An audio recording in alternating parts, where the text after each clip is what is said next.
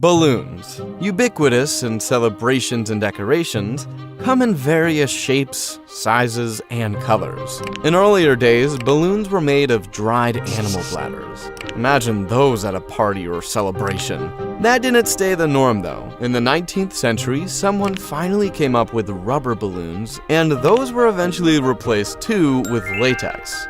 Since latex is incredibly elastic and can stretch up to 7 to 8 times its size, there was merit to using it as a material.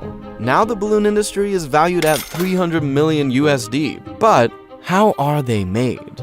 Raw natural latex is a white or yellowish opaque liquid, similar in appearance to milk. Latex is the secretion of certain plants, in particular the hevea tree originally found in Brazil. The most important sources of natural rubber today are plantations in Malaysia and Africa.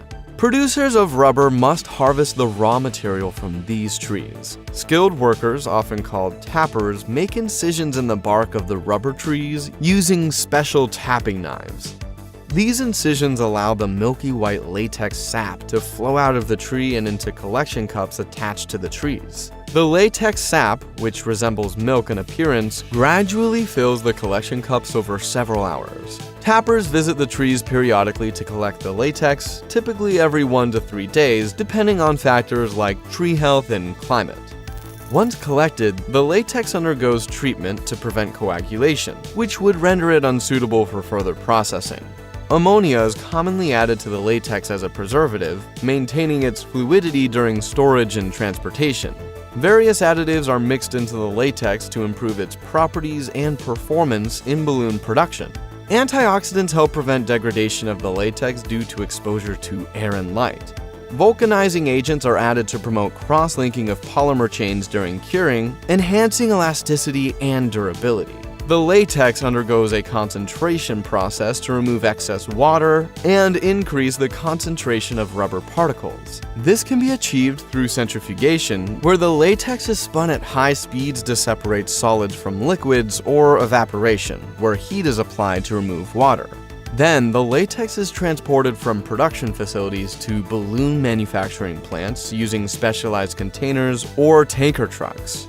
During transportation, care is taken to prevent exposure to extreme temperatures or mechanical damage, which could compromise the quality of the latex. At the factory, the latex is mixed with dye and filtered through cheesecloth to prevent any lumps. Agitators at the bottom of the tank mix it up for 15 hours. This not only distributes the color, but also keeps the latex active, which would otherwise become congealed. This factory produces balloons in as many as 53 different colors. The molds used to shape round balloons in a factory look like neatly arranged upright baby rattles traveling on a tray.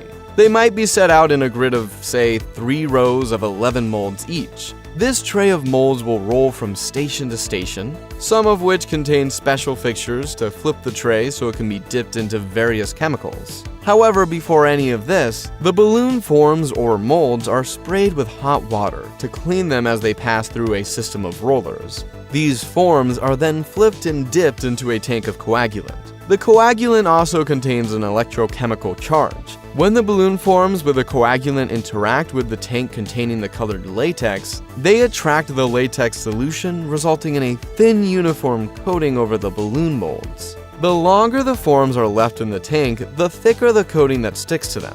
For balloons, a very thin layer of latex is desired, so the forms are immersed only for a few seconds. The forms must be inserted and removed at carefully controlled speeds to avoid trapping air bubbles and to achieve an even, thin coating.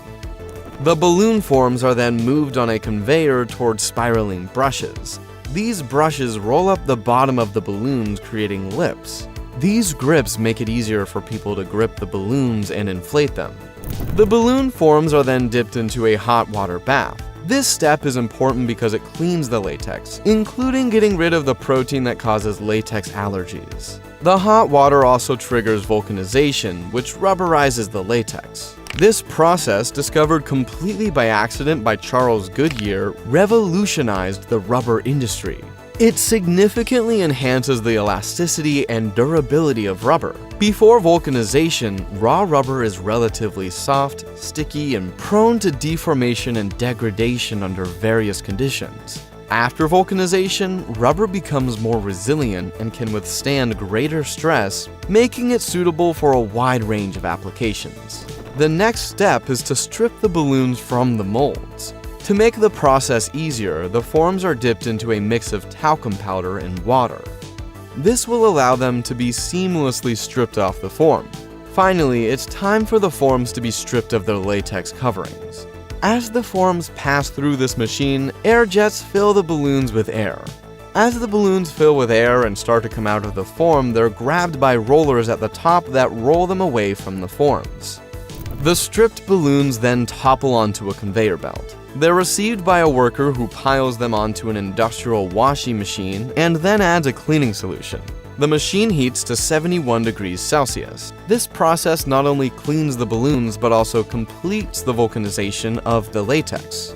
Balloons undergo pressure testing to ensure they can withstand inflation without bursting. This involves inflating balloons to their maximum capacity and subjecting them to specified pressures for a predetermined duration. Quality control measures also include assessing color consistency across batches to meet customer expectations. The balloon manufacturing environment itself must be strictly controlled in order to achieve high quality and consistency.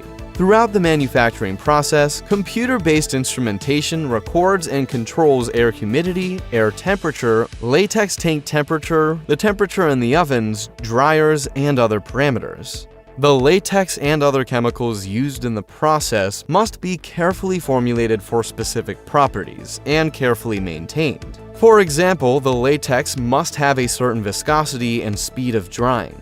The tanks in which it is held must have devices to keep the latex circulating to avoid forming a skin and to prevent ingredients from settling. After passing quality control checks, balloons are grouped and packaged according to customer requirements. Packaging may involve individual wrapping or bunching balloons together. Packaged balloons are stored in controlled environments to maintain their integrity. Careful handling during transportation prevents damage and deformation. The next time you're at a party and spot a balloon, you can truly appreciate the amount of work that goes into making one. If you like this video and want to watch more, check out our channel.